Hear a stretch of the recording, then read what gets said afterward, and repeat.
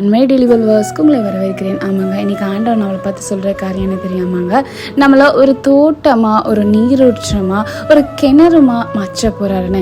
எப்படி தெரியுமாங்க, ஒரு தோட்டன்றது அந்த தோட்டம் ஒன்று அடைக்கப்படும் போது இல்லை யாராவது கண்ட்ரோலில் இருக்கும்போது யாருமே அந்த தோட்டத்துக்குள்ளே வர முடியாது.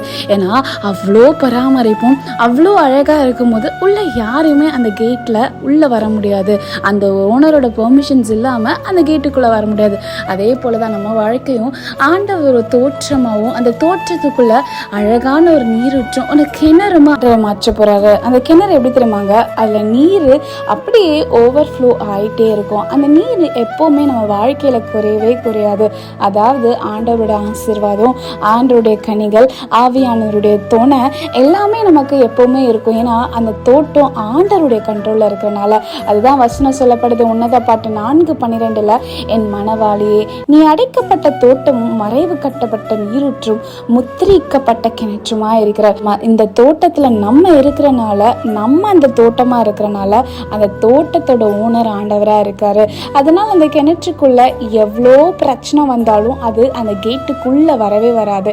ஏன்னா அதுக்கு ப்ரொடெக்ஷனா ஆண்டவர் இருக்காரு.